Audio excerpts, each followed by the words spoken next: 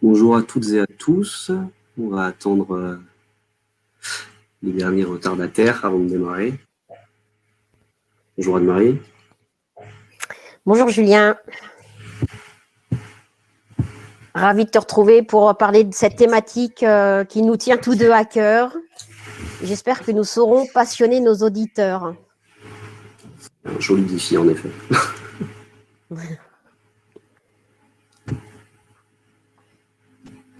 Bonjour Michel, bonjour Brigitte, bonjour Alison. Bonjour, bonjour. Bonjour Karine. Bonjour Bernard.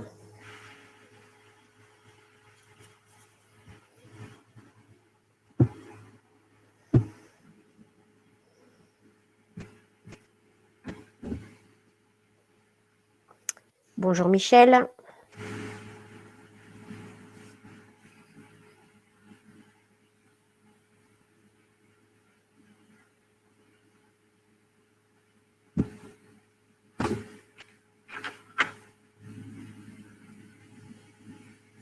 Alors, comme dans tout webinaire, bien évidemment, nous avons des choses à vous dire, à vous proposer, mais vous avez aussi la possibilité, via le chat, de poser vos questions et nous tâcherons d'y répondre au mieux dans la mesure de nos possibilités.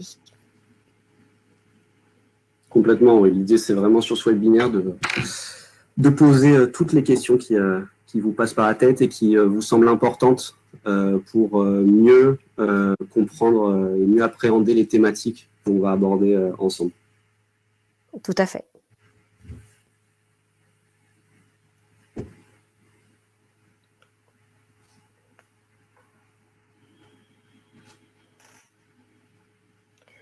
Alors, bonjour à Anne-Marie, Marie-Thérèse.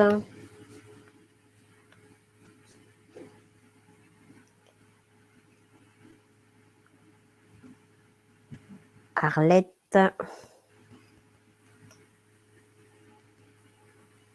y a beaucoup de femmes quand même, tu remarqueras, Julien, quand même, majoritairement. C'est la force. Attention à ce que tu vas dire. La force de cette fédération. Tout à fait. En tout cas, la spécificité, c'est bien évident.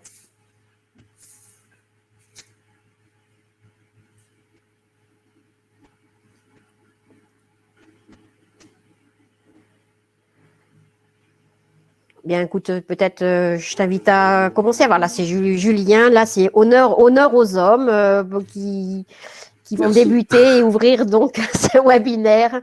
On est en majorité, donc je lui ai fait cette faveur. Et voilà, pour qu'on puisse démarrer. Voilà, Julien, sympa, c'est le moment. Ça marche. Bon, on va démarrer. En tout cas, oui, comme on disait au tout début, avec Anne-Marie, on est ravis d'avoir pu créer ce temps et de pouvoir le partager avec vous.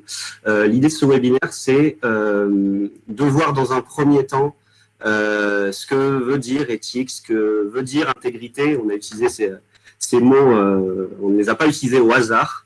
Donc, c'est vraiment de voir ensemble ce que cela veut dire, en quoi cela a un impact dans le modèle associatif, dans nos clubs sport pour tous, dans nos comités, dans notre réseau. En quoi ça a un impact pour nous en tant qu'acteurs et actrices du sport pour tous au quotidien. Et pourquoi on en parle nous Anne-Marie et moi-même sommes référents. Donc Anne-Marie, tu es référente des violences à caractère sexuel pour le ministère. Voilà, enfin c'est plutôt référence, voilà, c'est référent violence en général, mais effectivement, de par l'injonction du ministère, on a quand même vraiment essentiellement une cible sur les violences à caractère sexuel, tout à fait. Et donc moi-même, je suis référent laïcité et citoyenneté. Donc quand on parle de référent, déjà ça va nous permettre de cadrer le propos. Nous ne sommes pas des incollables de ces thématiques. Vous allez voir, ce sont des thématiques assez larges. L'idée, c'est surtout qu'il y ait un lien, qu'on soit une ressource, qu'on soit une veille à ces problématiques-là, pour mieux accompagner chacune et chacun d'entre vous comme je le disais, à appréhender, à gérer ces problématiques-là au quotidien. Sachant qu'on a prévu, bien entendu, un contenu. Ce contenu, il est par rapport à ce que l'on imaginait être des incontournables. Mais si jamais vous avez d'autres questions ou des questions pour des éclaircissements, n'hésitez pas. Pour ceux qui n'ont pas encore utilisé Livestorm, vous pouvez voir sur votre droite, il y a une partie chat, il y a une partie questions et des sondages aussi que l'on va pouvoir utiliser quand on vous donnera le top. Vous verrez.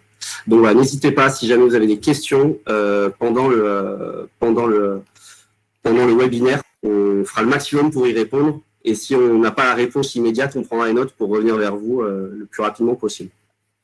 Tout à fait, tout à fait. Alors, au niveau de l'éthique et de l'intégrité, donc l'idée c'est vraiment de présenter un petit peu qu'est-ce que c'est, histoire qu'on ait une base commune, un langage commun sur ce que veut dire ces mots, sur ce que veut dire ces mots au quotidien, et surtout la raison de pourquoi on vous en parle. Et quand on parle d'éthique et intégrité, de quoi on va parler plus spécifiquement pour mieux parler du quotidien. Alors déjà, l'éthique. Donc l'éthique, il faut savoir que l'éthique, c'est un concept, un ensemble, une science de principes moraux, de conduite morale pour quelqu'un, mais aussi pour un collectif. Tandis que l'intégrité, c'est de manière brute, si on prend la définition précise, c'est un état de quelque chose qui a toutes ses parties, qui n'a subi aucune altération. Et quand on parle du coup d'une personne, de l'intégrité d'une personne, l'intégrité physique et ou morale, donc dans le cas de l'intégrité morale, on parle d'honnêteté, de probité absolue. Donc pour rappel, l'honnêteté, c'est la qualité de quelqu'un qui est conforme à ce que véhicule la morale de la société dans laquelle il est. Il faut savoir que l'intégrité physique et morale sont des droits fondamentaux dans notre société et dans la Déclaration des droits de l'homme. Alors, vous avez bien remarqué que, du coup, l'éthique, l'intégrité, il y a un dénominateur commun, c'est la morale. Et c'est ce qui peut rendre un petit peu le sujet complexe. En fait, la morale, c'est un ensemble de règles, un ensemble de conduites qui sont considérées comme bonnes dans une société. En tout cas, c'est ce qui va façonner une société. Maintenant, de par rapport à une époque, de par rapport à une culture, un pays, de par rapport à des convictions, la morale, la science du bien et du mal peut être différente d'un individu à un autre. Donc, il faut vraiment penser que la morale d'hier n'est pas complètement la même, n'est pas complètement identique à celle d'aujourd'hui et ne sera pas complètement identique à celle de demain. Nous, en tout cas, ce qui est important, c'est de se dire que la morale est vraiment liée à une société, et une société, elle se cadre, elle se conduit par des lois. Je te laisse, Anne-Marie, prendre la suite. Ok, merci. Donc, effectivement, alors, par rapport à ces définitions et de poser un peu le cadre de nos propos, pourquoi on vous parle de tout ça ?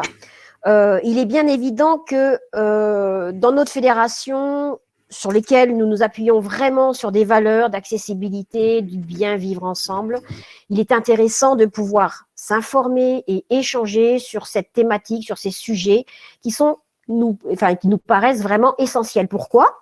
Tout simplement parce que nous sommes tous des citoyens de notre société. Donc voilà, et nous vivons avec la morale qui est aujourd'hui présente. Pour vous particulièrement, vous êtes aussi responsable de structures associatives. Donc, c'est un espace social dans lequel nous vivons et dans lequel il y a le respect d'une forme de morale. Et enfin, bien évidemment, nous sommes acteurs du sport pour tous, de ses valeurs, d'accessibilité et du bien vivre ensemble. Donc, c'est la raison pour laquelle il nous a semblé fondamental de vous présenter cette thématique ce soir. Autre chose, c'est que, voilà, pourquoi en parle-t-on encore ? Voilà, nous sommes salariés, nous sommes techniciens, nous sommes élus de la Fédération française de sport pour tous. Et de ce fait, nous nous devons d'avoir une posture. Quelle est-elle ? Eh bien, on attend de nous forcément à un moment donné d'être les garants et le relais de ce cadre légal, surtout, bien sûr, au sein du réseau Sport pour tous. On attend aussi de soutenir l'ensemble du réseau pour maintenir ce cadre associatif éthique et intègre, surtout de notre part, nous les techniciens. Et en fait, notre rôle, c'est aussi de sensibiliser, d'accompagner le réseau, c'est-à-dire vous, à prévenir et à gérer des situations qui parfois peuvent devenir délicates et qui sont liées à de potentielles dérives sociales. Alors, on sait bien que dans notre fédération, on n'est quand même pas la fédération la plus ciblée par rapport à des problèmes de violence, par rapport à des problèmes d'éthique. Néanmoins, mieux vaut, comme on dit, prévenir que guérir. Alors, de quoi allons-nous parler sur cette heure-là? On a donc on a dissocié en fait le discours en 3 étapes, 3 problématiques, et on va essayer de proposer des exemples de dérives qui peuvent être potentielles et qu'on pourrait éventuellement rencontrer. Donc, la première thématique, c'est tout ce qui touche aux violences. Protéger les pratiquants des violences physiques, des violences sexuelles et puis d'autres types de violences. Ensuite, c'est prévenir les discriminations autour du racisme, du sexisme. Et enfin, la 3e partie, prévenir les dérives communautaires. Donc, je présenterai la première partie et puis Julien présentera les deux suivantes. Alors, concernant les violences, comme je le disais, 3 types de violences, la violence physique, les violences sexuelles et les autres types de violences. Avant de commencer, il me paraît fondamental déjà de vous définir ce qu'est la violence. Donc, petite définition qui nous paraît malgré tout indispensable.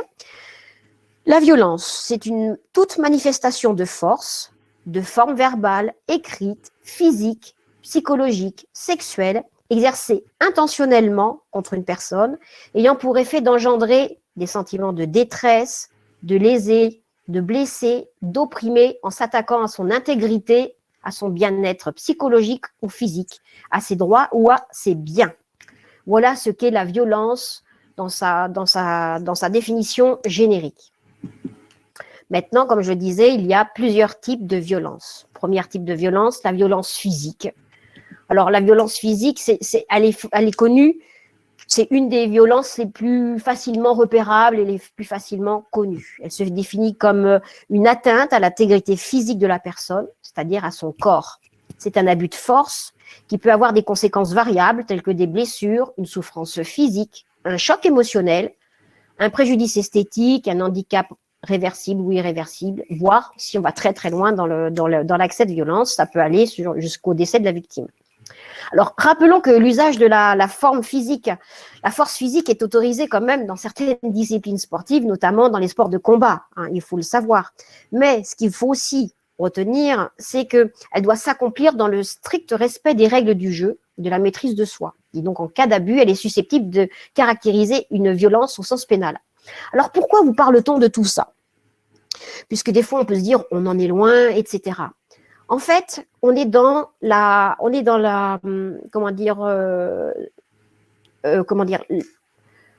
essaye, si vous voulez, de protéger.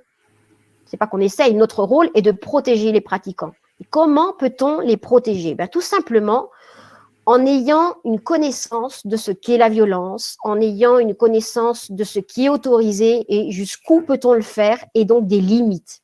Et c'est bien là notre rôle. Donc, dans la présentation des types de violences, c'est pas de faire un cours magistral autour des violences, de ce qu'il faut faire ou pas. Il faut toujours mettre le lien avec la protection qu'on doit avoir auprès de nos pratiquants.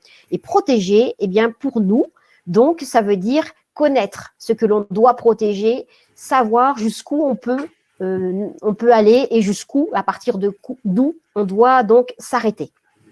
Voilà pour les formes physiques. On sait donc que il y a une force physique et puis la violence physique peut être autorisée sur les sports de combat, mais qu'il y a des limites à respecter. Voilà.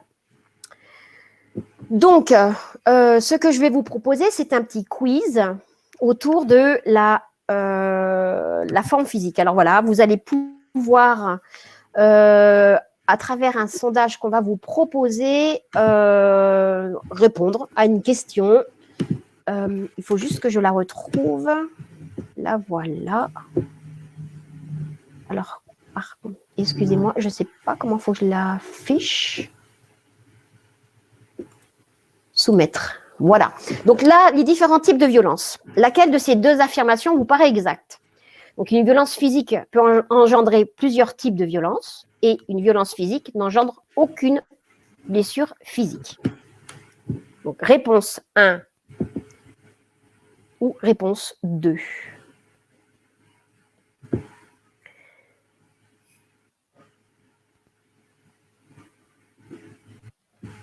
Julien, tu vois les réponses? Je vois les réponses. Pour le moment, ah oui, voilà, moi aussi. Pour le moment, c'est un plébiscite. C'est un plébiscite, ouais.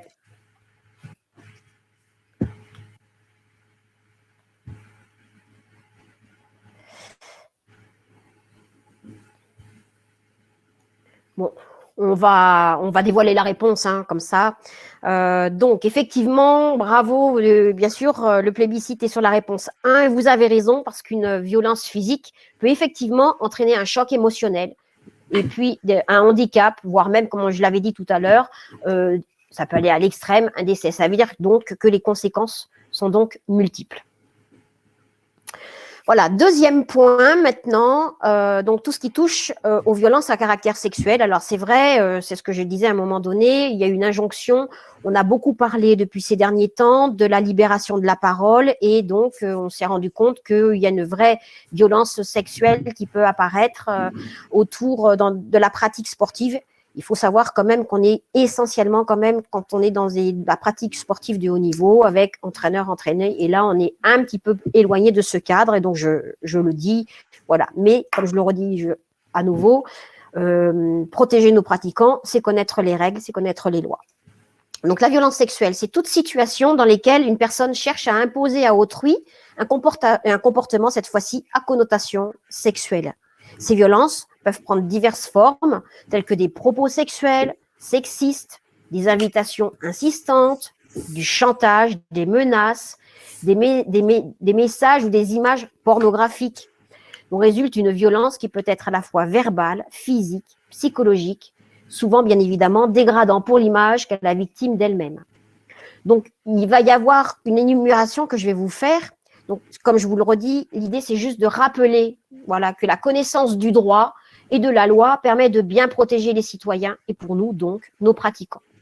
Donc, alors, dans les violences sexuelles, dans les violences à caractère sexuel, je préfère dire d'ailleurs, que retrouve-t-on? Alors, on peut retrouver l'exposition à la pornographie. Alors, qu'est-ce que c'est? En fin de compte, c'est le fait d'acquérir, de détenir, diffuser des images représentant un mineur ou alors un caractère pornographique. On retrouve la diffusion d'images d'autrui, en fait, donc c'est capter, enregistrer et surtout transmettre, sans le consentement de l'auteur, des images à caractère sexuel, que ce soit dans un lieu privé ou public. Le voyeurisme, donc c'est l'observation furtive d'une personne sans son consentement dans un contexte où cette personne peut raisonnablement s'attendre à de l'intimité. On retrouve encore la corruption de mineurs, bien qu'on n'ait pas beaucoup de jeunes quand même dans notre fédération. Donc, c'est le fait quand même, pour un adulte, d'imposer sans contact à un mineur des propos ou des actes, des scènes ou des images susceptibles de le pousser à la dépravation sexuelle. Il y a des propositions sexuelles, l'exhibition sexuelle, l'atteinte sexuelle, l'agression sexuelle. Alors là, je vais y revenir quand même parce que c'est donc je dirais tout cela. Donc on est dans le délit, y compris dans l'agression sexuelle. Donc je vais quand même définir. Donc ça concerne toute atteinte sexuelle autre que le viol, qui sont commises avec violence, contrainte, menace ou surprise. Donc c'est un contact ou une activité sexuelle sans consentement. Et elles font partie des menaces telles que les activités faites à une personne ou un groupe contre une autre personne. Donc, on considère une agression sexuelle comme un contact, un baiser non désiré, des attouchements pour forcer une relation sexuelle. Et en fait, ensuite, le dernier, donc, le viol, dans lequel on pourra aussi intégrer l'inceste. Alors, le viol n'est pas un délit, le viol est un crime. Donc, voilà, et c'est le fait par une personne de commettre un acte de pénétration sexuelle de quelque nature qu'il soit, commis sur une personne d'autrui ou sur la personne de l'auteur par violence, contrainte, menace et surprise. Dans les violences sexuelles ou à caractère sexuel, on retrouve essentiellement aussi le bisoutage, qui est un rite initiatique de passage qu'on met en place souvent les anciens pour les nouveaux arrivants au sein d'un groupe. Donc il consiste à un ensemble de brimades, d'humiliations, de vexations, qui peuvent peut-être s'avérer drôles pour certains, mais dramatiques pour d'autres. Donc voilà, il n'y a pas d'échelle dans un bisoutage, dans le supportable ou l'intolérable. Voilà, le bisoutage, de toute façon, est quelque chose d'intolérable et d'interdit par la loi. C'est comme ça, voilà. Alors, comment briser le tabou? Eh bien, tout simplement en acceptant d'en parler. On a aussi le harcèlement sexuel, qui est avec 3 critères qu'on doit impérativement retrouver, c'est l'intentionnalité, la répétition et la relation d'emprise. Voilà. Et la cyberviolence qu'on retrouve aussi dans des actes agressifs, intentionnels, perpétués par un individu ou un groupe d'individus au moyen de SMS, de réseaux sociaux, de mise en ligne, avec des caractères à connotation sexuelle.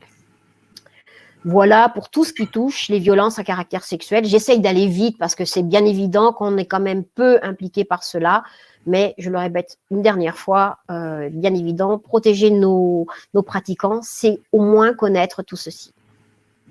Donc, je vous propose un petit quiz par rapport à tout ceci. Alors, une violence à caractère sexuel et agression sexuelle veulent-elles dire la même chose ?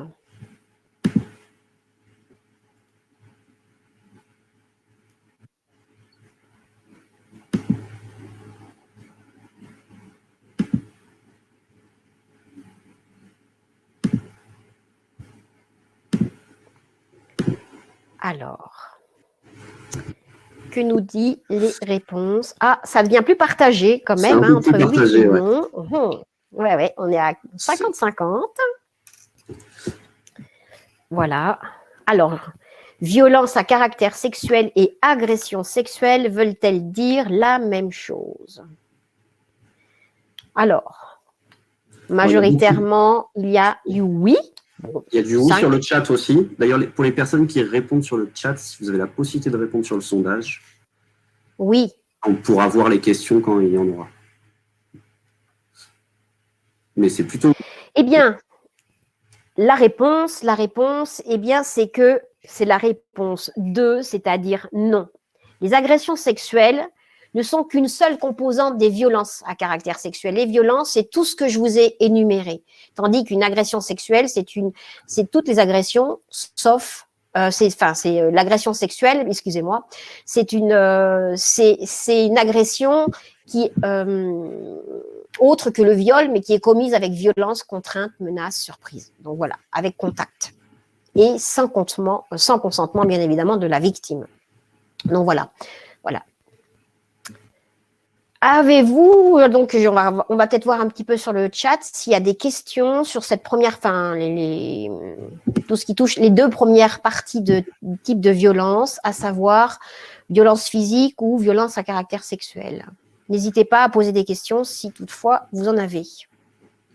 Pour le moment, il n'y a pas de questions. Eh bien non, c'est parfait. Ben, écoutez, dans ce cas, on va continuer. Donc, sur le dernier type de violence, c'est donc les autres types de violences. On va passer rapidement, mais néanmoins qui sont intéressants parce que c'est peut-être dans cette catégorie qu'on pourrait retrouver quelques dérives au sein de la fédération, un peu plus facilement en tout cas que dans les autres rubriques. Alors, dans les autres formes de violence, on retrouve les injures. Voilà, des injures qui sont des paroles, des écrits, une expression quelconque de la pensée adressée à une personne dans l'intention de la blesser ou de l'offenser. On peut tout à fait retrouver ce type de violence au sein de la fédération. Il y a aussi la diffamation, qui est une allégation ou l'imputation d'un fait qui porte à atteinte à l'honneur et à la considération d'une personne. Voilà. Peut-être par exemple, dans des activités de formation ou autres, on pourrait retrouver ce type de violence. On retrouve aussi la provocation à la haine, qui consiste à une action de provoquer quelqu'un et de le pousser à commettre une action blâmable. Voilà. Donc, c'est un acte par lequel on cherche à provoquer une réaction violente pour l'autre personne. C'est ce type de choses, c'est de petites activités qu'on peut aussi le plus fréquemment retrouver auprès des supporters dans une enceinte sportive. Et enfin, voilà, il y a la violence psychologique qui consiste à un abus de pouvoir, un abus de contrôle qui entraîne des dommages à caractère psychologique pour des victimes. Voilà. On retrouve là, à nouveau, le harcèlement moral, la violence psychologique, le cyberharcèlement. Voilà. Donc, dernière chose, petit quiz sur les menaces de violence. Donc, hop. Alors là,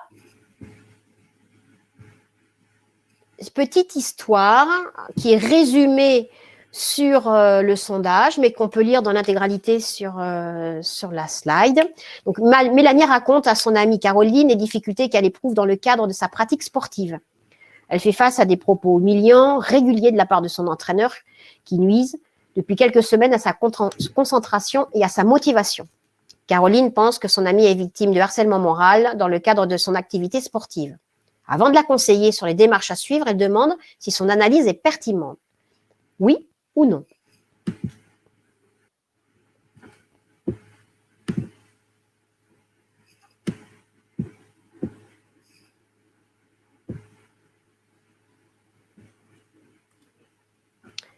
Alors, oui, effectivement, majoritairement, vous avez répondu oui à cette question et vous avez raison.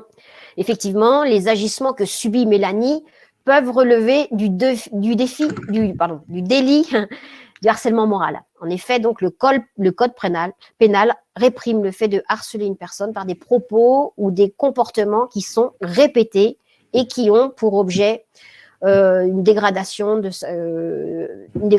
conditions de vie, des conditions d'entraînement, une altération de sa santé physique, mentale, si ça peut aller très loin. Voilà. Voilà pour la définition, la présentation, bien sûr rapide, des différents types de violences. Donc, je résume, violence physique, violence à caractère sexuel et autres types de violences. On peut retenir les injures, la diffamation et le harcèlement, et le cyberharcèlement.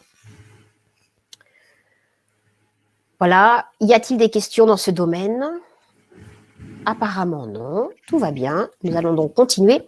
Voilà, ce qui se passe maintenant, une fois que je vous ai présenté un peu ce schéma, nous mettons en place au sein de la fédération, de toute façon aussi par rapport à l'injonction que nous avons du ministère, un plan d'action autour de ces problématiques et la problématique de violence. Alors, en quoi consiste-t-il? Donc, effectivement, il y a 4 phases. Tout d'abord, créer une cellule nationale, on va y revenir, sensibiliser, former les publics de la fédération, connaître la procédure fédérale que nous avons mis en place et enfin, la rédaction d'un guide qui est à votre attention. Donc, deux de ces 4 rubriques sont en cours de préparation. La cellule nationale. La cellule nationale, donc, elle est composée d'un référent national, donc c'est moi-même, d'un élu du comité directeur national et d'un juriste. Donc, rien n'est encore vraiment officiel, mais l'équipe est pourtant officieusement constituée. En quoi consistent ces missions? Eh bien, déjà, régler de toutes les questions de type réglementaire, développer et travailler autour de la partie pédagogique, donc de cette thématique, qui est de la sensibilisation, de la formation et de la communication vers vous et tous les types de personnes et de pratiquants, que ce soit donc des élus, les cadres techniques, les conseillers techniques et puis les animateurs. Autre volet aussi, et pas des moindres, en cas de problème et de signalement, notre mission est d'accompagner les victimes dans leur démarche. Donc, ce n'est pas prendre parti, mais c'est juste les accompagner, savoir ce qu'il faut, récupérer des informations de façon à ce qu'on soit en mesure de transmettre le signalement auprès du ministère, auprès de l'adresse signalsport@sport.gouv.fr et éventuellement au niveau de la direction départementale du département où s'est tenue l'agression. Autre thème, donc, c'est tout ce qui touche au travail de sensibilisation et de formation. Donc là, on touche plusieurs publics, à savoir la sensibilisation auprès des stagiaires qui sont en formation CQP, on a la sensibilisation des élus, la formation des conseillers techniques régionaux et la formation des animateurs. Qu'est-ce que la procédure fédérale que nous mettons en place aussi? Alors, il y avait juste une question. Oui.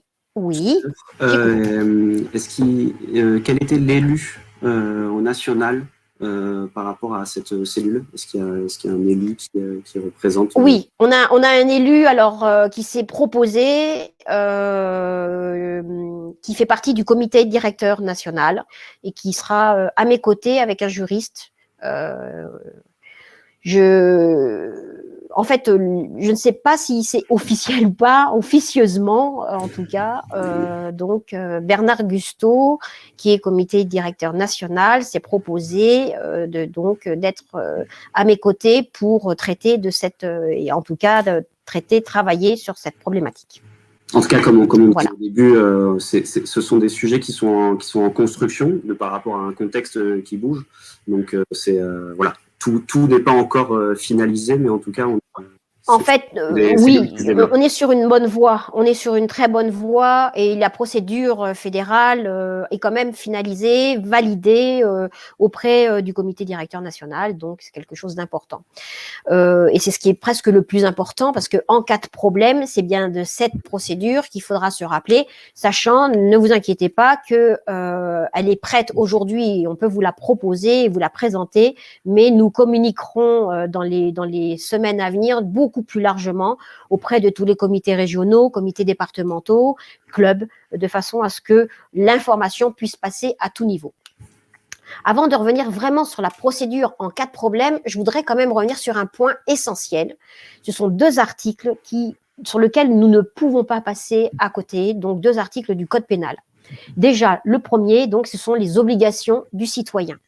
Le fait pour quiconque, ayant connaissance de privation, de mauvais traitements, d'agressions, d'atteintes sexuelles infligées à un mineur ou à une personne qui n'est pas en mesure de se protéger en raison de son âge, d'une maladie, d'une infirmité, d'une déficience physique, psychique ou d'un état de grossesse, ne pas en informer les autorités judiciaires ou administratives ou de continuer à ne pas informer ces autorités tant que ces infractions n'ont pas cessé est puni donc de 3 ans d'emprisonnement.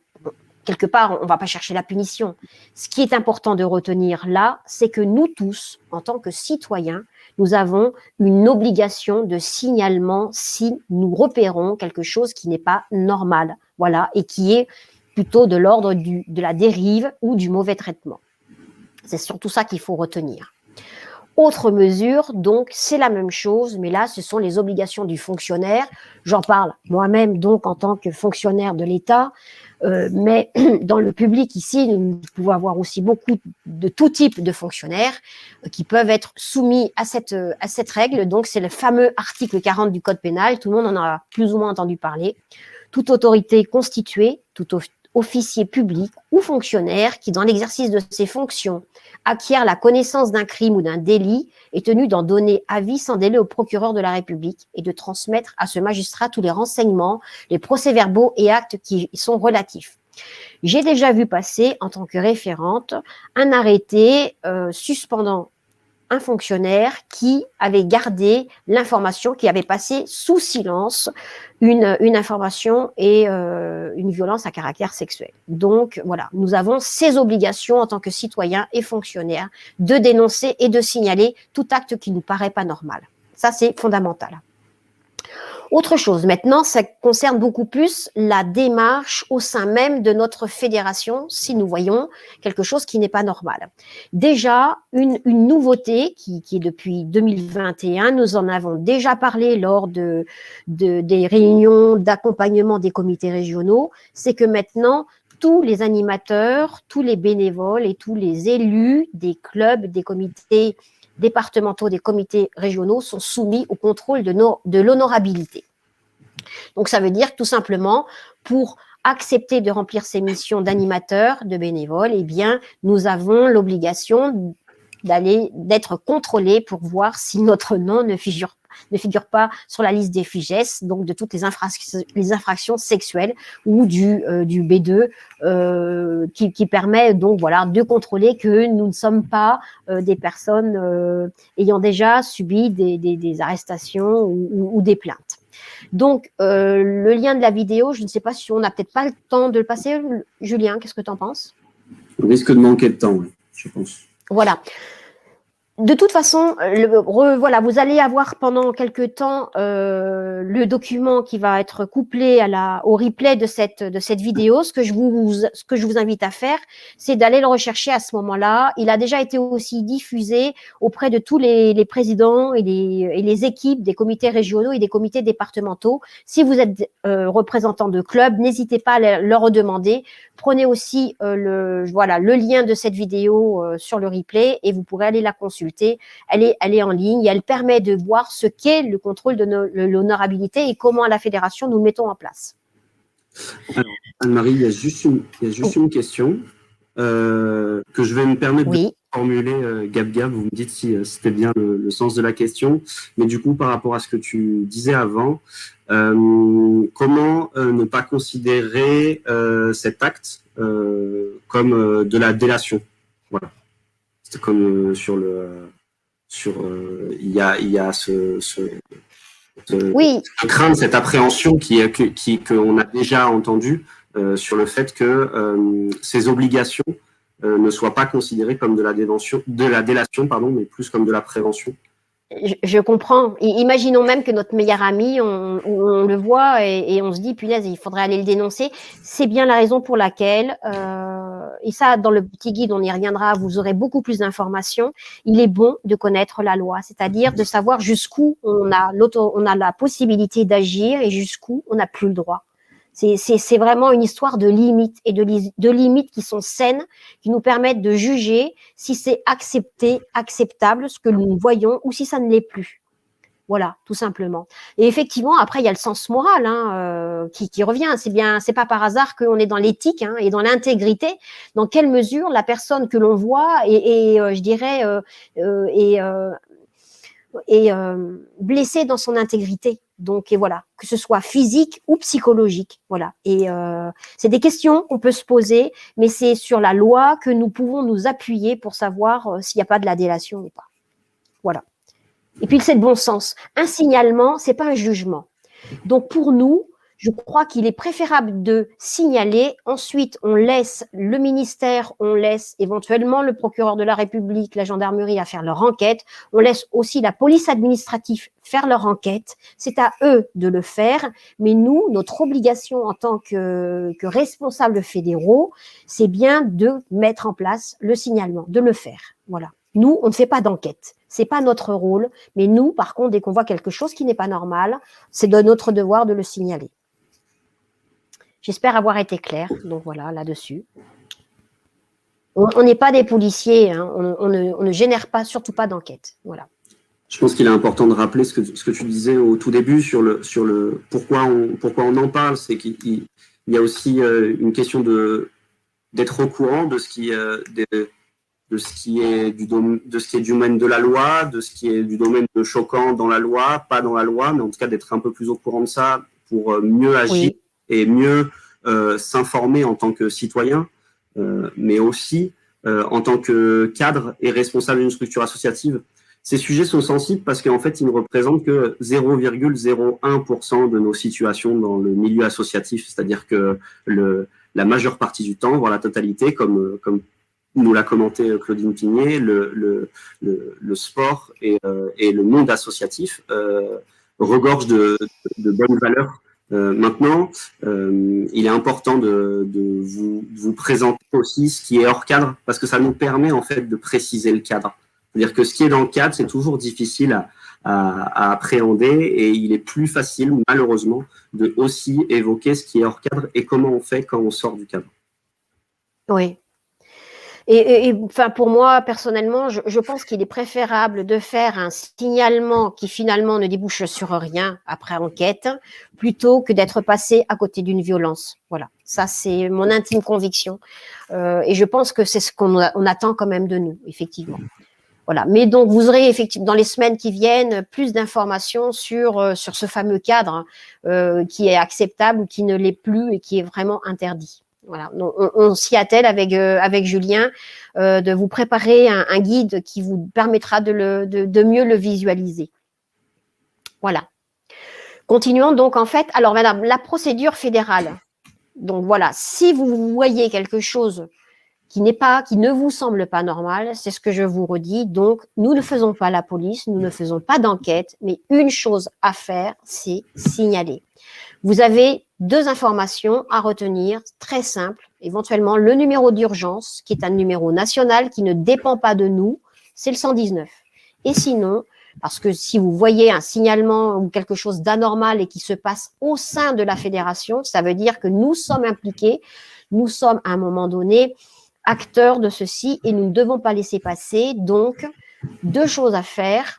Contacter le référent national, moi-même. Vous avez un numéro de téléphone, vous le prenez, vous le gardez bien auprès de vous et vous avez un mail un mail qui est signalement-violence avec un s @sportpourtous.org. Sachez que tout ce qui se passe dans le terme de signalement est confidentiel. Rien ne sortira de ce qui se dit à partir du moment où il y a un signalement. Ça aussi, c'est quand même très important, autant pour le présumé auteur que pour la victime. Il semble important que rien ne sorte de façon, jusqu'à en tout cas que la police administrative ou la police pénale ait terminé leur enquête.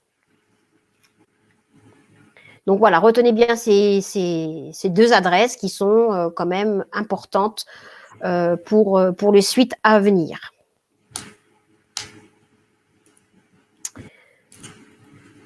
Et enfin, je vais laisser la main à Julien qui va prendre le relais et vous parler donc des discriminations. Oui. Sauf s'il y a encore des questions, une dernière sur ce volet, notamment concernant la procédure fédérale.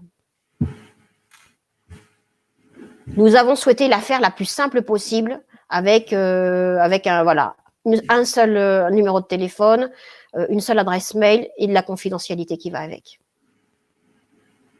Dans tous les cas, comme disait Anne-Marie, n'hésitez pas si jamais il vous ressort des questions plus tard, nous contacter pour la problématique de la violence, contacter Anne-Marie qui pourra vous apporter des réponses par la suite. Tout à fait.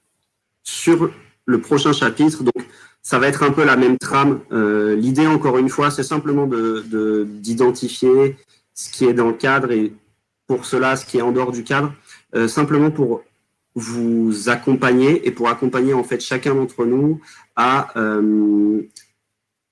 gérer quand ça va pas. Parce qu'en fait, gérer quand ça va bien, c'est plutôt facile. Et du coup, l'idée, c'est pour ça que encore une fois, j'appuie sur cette entrée par la problématique de la dérive sociale pour vraiment que le sujet ne soit pas tabou et pour pouvoir accompagner, prévenir et être en veille si jamais vous faites face à des situations délicates et que vous souhaitez soit de l'information, soit de la formation, soit d'autres contacts pour gérer ces situations. Donc, dans le domaine de la discrimination, même idée, l'idée c'est déjà de savoir ce qu'est une discrimination. Une discrimination, c'est une différence de traitement qui est fondée sur un critère interdit par la loi et en fait qui est fondée sur une caractéristique que fonde l'individu. Donc nous sommes une somme d'individus caractérisés par des critères, avec des caractéristiques différentes. Et discriminer un individu, ça consiste à défavoriser par rapport à cette caractéristique qui lui est attribuée et qui donc constitue une atteinte au principe d'égalité. Au niveau de la loi, donc c'est un grand pavé. Promis, je vais pas faire de quiz là-dessus. C'était simplement pour vous montrer tous les critères qui peuvent être considérés comme une discrimination. Ce qu'il faut retenir, c'est réellement qu'une discrimination, en fait, c'est une distinction et une différence de traitement dans une situation qui vise à défavoriser ou qui va défavoriser une personne par rapport à une autre. Donc, au niveau de la discrimination, pour qu'elle soit juridiquement fondée, il y a 3 éléments. Ce n'est pas une discrimination juridiquement n'est pas une discussion avec une autre entre deux personnes. Une discrimination juridiquement, elle est fondée sur 3 éléments. Donc un traitement défavorable entre 2 personnes sur une situation similaire, en lien avec un critère visé par la loi. Donc ça peut être l'origine, l'orientation sexuelle, la situation économique, le physique, et puis dans un domaine prévu par la loi, l'accessibilité, l'emploi, l'accessibilité administrative. Voilà, je pensais que j'allais dire autre chose, mais non. Du coup, je vais faire aussi le même procédé que Anne-Marie pour que ce soit plus vivant. Je vais vous proposer un sondage. Alors, que je vais retrouver. Hop. Donc, un président de club refuse catégoriquement toute demande de son employé car celui-ci est membre d'un syndicat. Alors, est-ce qu'on peut considérer cela comme une situation où on est face à une discrimination?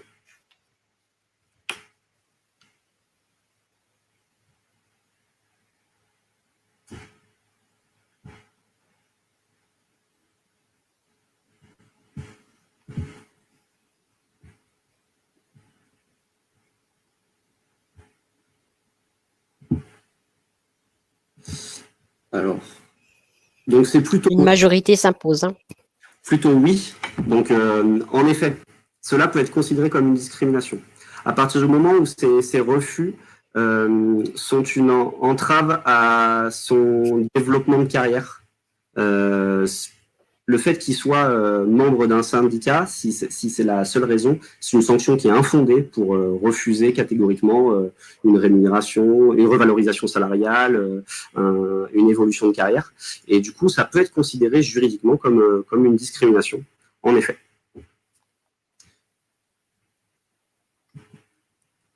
Donc, deuxième question. Donc, un entraîneur décide de se passer des services d'un jeune homme d'origine iranienne, car celui-ci n'a pas le niveau requis. Alors, est-ce qu'on est face à une discrimination, oui ou non?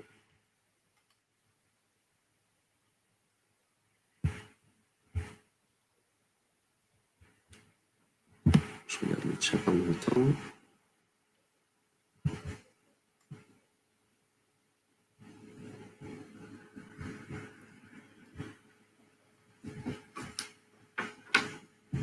Alors là, c'est plutôt non. Donc, en effet, non. Le niveau physique est un critère objectif et surtout un critère en lien en fait avec l'évaluation et l'accessibilité à l'objectif. Donc, ce n'est pas considéré comme une discrimination. Par contre, ce sujet-là, cet exemple-là, je souhaitais le mettre en avant, car bien qu'il ne soit pas considéré comme une discrimination, là-dessus on est très clair, la personne peut, soit par manque d'information du refus, soit par des expériences antécédentes qui ont été mal vécues, peut considérer ce refus comme une discrimination. Et du coup, bien que juridiquement, en fait, la loi nous aide, il y a quelque chose de plus subtil, de plus humain, de plus prégnant pour gérer ce genre de situation, c'est le dialogue et c'est l'échange. Pour que justement des perceptions différentes puissent être échangées, qu'il puisse y avoir ce qu'on appelle un débrief pour échanger et que à la fin, il n'y ait pas une injustice ou qu'il n'y ait pas une situation blessante pour une personne parce que potentiellement, elle a été mal comprise. Donc, au niveau du plan d'action fédéral, pareil, on va parler de démarche.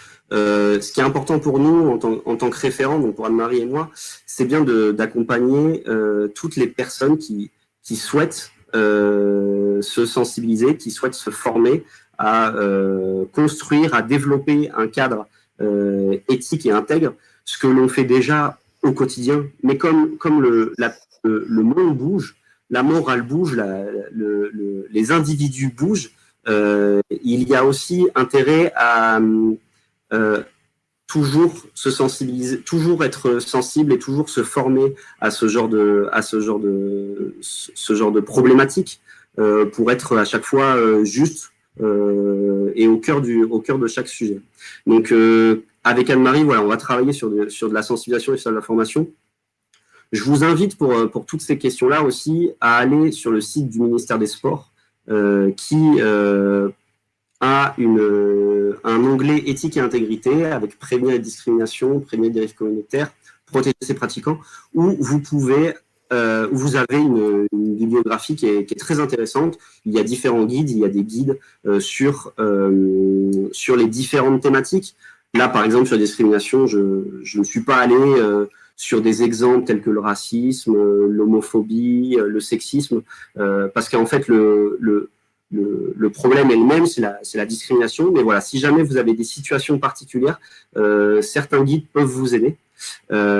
Si jamais vous êtes victime, vous connaissez des gens victimes ou si vous êtes témoin, ou si vous connaissez des gens témoins d'une situation discriminante, d'une discrimination, vous pouvez toujours aller sur le site antidiscrimination.fr ou inviter vos proches à y aller dans le besoin, sachant qu'il y a un numéro 3928 pour pouvoir être aiguillé, simplement pour se renseigner sur ma perception de la situation, comment elle est, et pour pouvoir en fait régler les situations qui sont délicates et qui peuvent être invivables pour certaines et certains.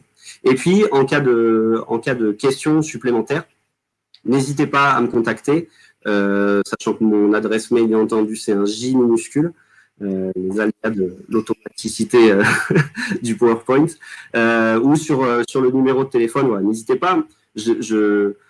Comme nous sommes sur des concepts des sciences sociales, nous sommes sur des systèmes qui bougent et chaque situation est différente, et du coup, il est important de prendre chaque situation comme elle est et de ne pas faire trop de généralités pour gérer au mieux justement cette situation.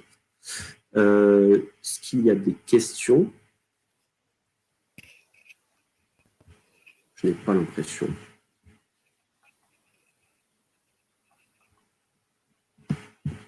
Ok, on va passer à la suite. Et donc, pour prévenir les dérives communautaires, vous allez voir, la démarche, elle est similaire. Il y a aussi un petit peu comme ce qu'a présenté Anne-Marie par rapport aux violences. Les dérives communautaires sont une dérive sociale malheureusement d'actualité, qu'il est important de traiter à part parce que il y a encore des choses que l'on ne maîtrise pas, qui peuvent être nouvelles pour tous, pour toutes et pour tous. Et donc il est important de se sensibiliser, de s'informer, de se documenter et puis surtout d'échanger en fait sur ces situations-là. Vous allez voir à chaque fois, moi ma réponse en tant que référent va être au maximum d'échanger et de débriefer entre personnes pour justement rompre les perceptions et les différences morales, on va dire. Donc au niveau des dérives communautaires, nous allons parler, quand on parle de dérive communautaire, on parle d'une forme d'extrémiste du communautarisme. Donc pour rappel, c'est une tendance qui est à faire prévaloir les spécificités d'une communauté ou de communautés au sein d'un ensemble social plus vaste. Donc quand on parle de communauté, ça peut être des communautés ethniques, des communautés religieuses, des communautés culturelles, des communautés sociales, des communautés économiques aussi. Et depuis quelques années, on parle de radicalisation lorsqu'on parle de dérives communautaires. Et puis, malheureusement, depuis quelques années aussi, il y a un focus sur la radicalisation religieuse. Donc, encore une fois, la radicalisation religieuse n'est pas différente d'une radicalisation politique, d'une radicalisation ethnique, d'une radicalisation sociale. C'est simplement un phénomène d'actualité qui sera important de traiter. Et nous aussi, à notre échelle, qui est important de connaître, de pas se tromper dans l'information de ce qu'est la radicalisation, de comment prévenir, de comment gérer ces dérives potentielles, ces situations qui démarrent de situations délicates. Alors, au niveau de la loi, une des grandes difficultés, c'est que la dérive communautaire, la radicalisation, et les phénomènes de radicalisation ne sont pas pénales, ne sont pas juridiquement répréhensibles. Elles sont juridiquement répréhensibles que lorsqu'il y a présence de dérives et de délits que l'on a vus précédemment, donc les discriminations, les violences, ou toute autre dérive. Mais une personne radicalisée, tant qu'il n'y a pas d'acte comme d'acte discriminant ou d'acte de violence, n'est pas juridiquement répréhensible en fait. Donc c'est une vraie complexité dans le sujet. Et du coup, il est important en tant que citoyen et surtout en tant que responsable et de cadre d'espaces sociaux. Encore une fois, le milieu sportif n'est pas le seul milieu sur lequel il faut faire attention, mais tout espace social en fait doit porter de l'attention à ces potentielles dérives. Et du coup, un numéro vert est disponible en cas de besoin. Et encore une fois, c'est simplement de la prise d'information, du renseignement, et non de la délation en tant que telle, parce que nous ne faisons pas le travail de policier. Encore une fois, on est clair, c'est que seul le policier, seul ce numéro pourra vous dire si cette situation est délicate ou non. Maintenant, il est important en fait de s'informer en amont sur ce qui est légal, sur ce qui n'est pas légal au niveau de notre société. Et du coup, la place quand on parle de radicalisation religieuse, c'est aussi la place de la religion dans notre société. Qu'est-ce qui est possible, qu'est-ce qui n'est pas possible. Donc malheureusement, on n'a pas le temps, mais pour cela, je vous invite aussi à aller voir cette vidéo sur qu'est-ce que la laïcité, une vidéo YouTube qui dure 5 minutes, qui explique vraiment la loi, la place de la religion dans une société et dans la nôtre. Donc, une petite mise en situation rapidement. C'est une mise en situation que j'ai mise car c'est une des questions et une des situations qui a été le plus soulevé depuis que je suis référent sur la laïcité à la fédération. Donc, je me suis dit qu'il était important de la remettre sur ce webinaire. Alors, il faut juste que... Hop là. Alors, du coup, Madame C a adhéré en 2016 à une salle de remise en forme. Et depuis début 2018, elle décide de poursuivre ses activités en portant un voile.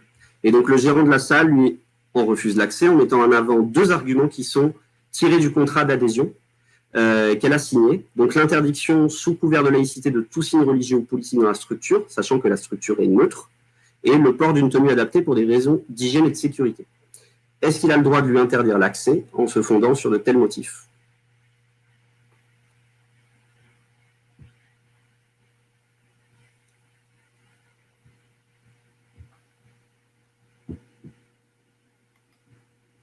Alors, il y a un peu plus de temps pour les réponses.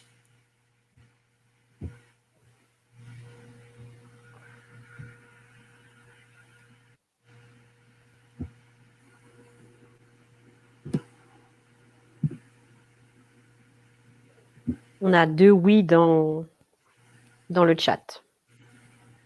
Nous n'avons pas le sondage. Ah, vous n'avez pas le sondage. Ah, alors il faut aller sur la sondage à droite. Oui, parce que je l'ai mis en ligne pourtant. Voilà, cliquez sur sondage et vous allez avoir oui, non.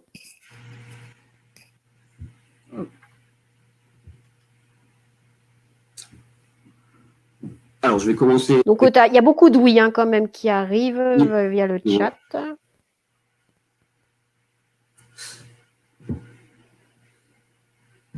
La question commence par « A-t-il le droit, Marie-Thérèse, le droit de lui interdire ?»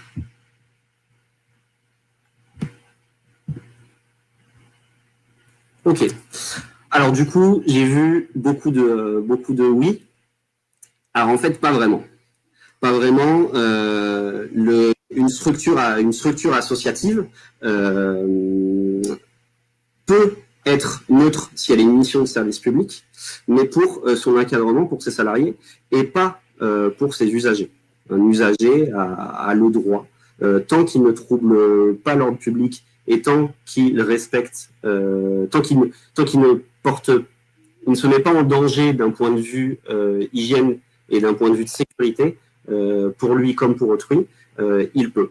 Donc, très clairement, si le motif était le deuxième, c'est-à-dire le port d'une tenue adaptée pour des raisons d'hygiène et de sécurité, là, c'est possible. Encore une fois, il faut bien le justifier. Pour que ce ne soit pas vu comme une discrimination.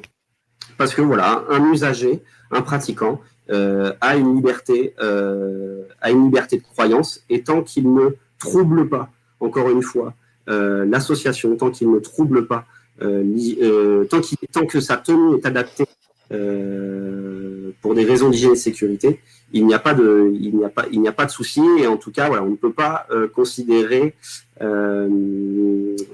le statut neutre de l'association comme un bon argument pour interdire cette personne à intégrer l'association.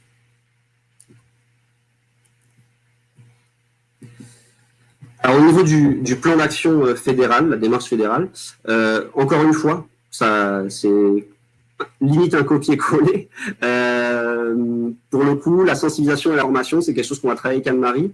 Le ministère des Sports a aussi toute une plaquette sur la lutte contre la radicalisation, le principe de laïcité dans le sport. Pour rappel, le milieu sportif est comme tout milieu social impacté par les différentes dérives sociales sur toutes les dérives qu'on a évoquées depuis le début du webinaire. Et donc, il est important de s'informer et de pouvoir pas se mettre en difficulté, en fait, d'éviter toute difficulté le jour où une situation délicate puisse arriver. Et donc, informer, échanger, n'hésitez pas à m'appeler, à m'envoyer des mails si jamais vous avez des questions sur des situations, des questions sur votre rôle, sur les statuts de l'association par rapport à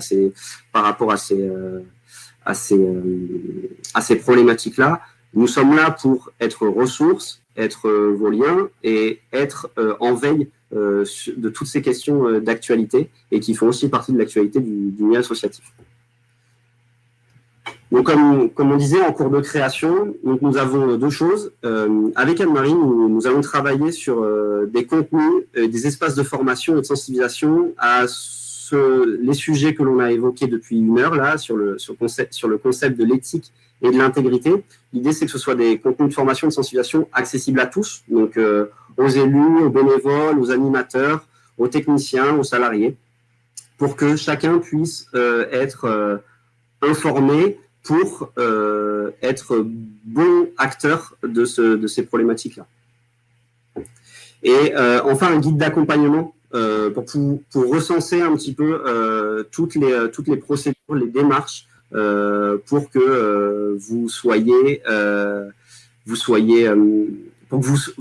solide sur ces situations si jamais vous ne l'étiez pas et avancer ensemble sur ces démarches. Enfin, encore une fois, l'objectif prioritaire, c'est vraiment pour développer et renforcer un cadre éthique et intègre dans tous nos clubs sport pour tous.